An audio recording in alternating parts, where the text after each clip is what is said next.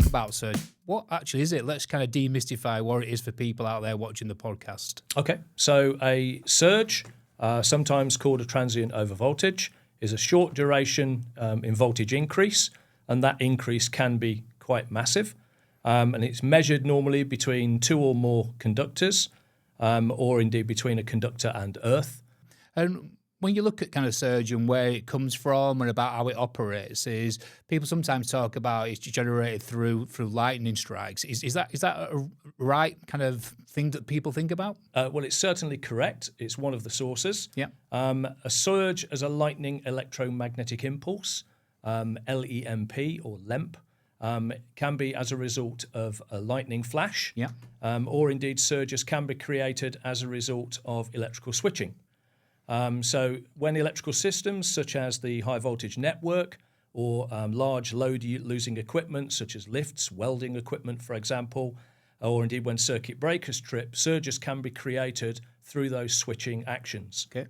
The reason it happens is because when current flows through a conductor, it creates a magnetic field, and that's where the energy is stored.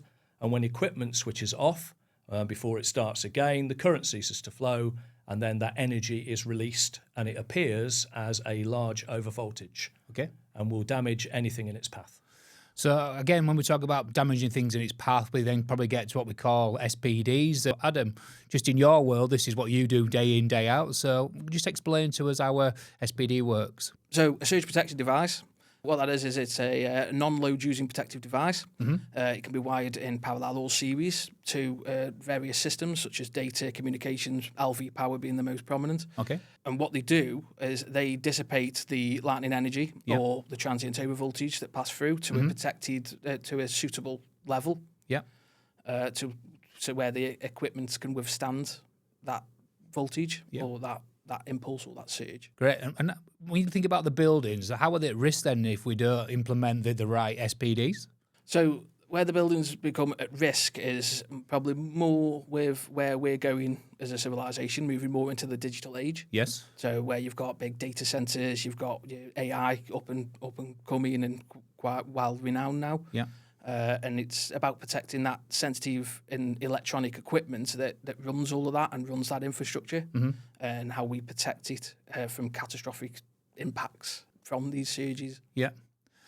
If you think about those areas then, what were kind of some of the takeaways then when people think about why do I need to protect against surge and having the right SPD in place? Is, if I could come to you, Matt, what do you think some of those key things are? So SPDs, I mean, for me, the key things to SPDs are used as part of a whole lightning protection system. Yeah. They are also employed to protect vulnerable and critical equipment, which ultimately can be as part of life safety related systems. Yeah. Things such as firefighting lifts, sprinkler systems. Businesses do not want to be without those. Yeah. And if you do not install them when they are required, then if the worst thing were to happen, either from a lightning or switching event, then clearly the damage that could be caused could either cost an awful lot of money to sort out, or indeed it could endanger people's safety. And just in there then, just as we kind of bring that part to a close, when you're having that conversation with clients outside, because that's where all that information transfer comes in play, and sometimes we are talking to individuals that don't have a level of competence, maybe just don't fully understand and appreciate. What are the things that they're asking of you when you're on site, or where they've got doubt about making sure that the right selections are made? Just walk me through your path there, and when you're talking to a client, he takes you around to site. What's going through your mind? What are you looking for, and what are they saying to you as you're engaging with the customer? Yeah, so the key points that we take away from it, is lightning going to be a risk in terms of direct lightning? Yeah. Which refers you to the different regulations of BSEN IEC 6305. Yeah, and we'll get onto that where Matt's going to, yeah. Then you've also got your BS 7671, which is your normal fixed wiring regulations.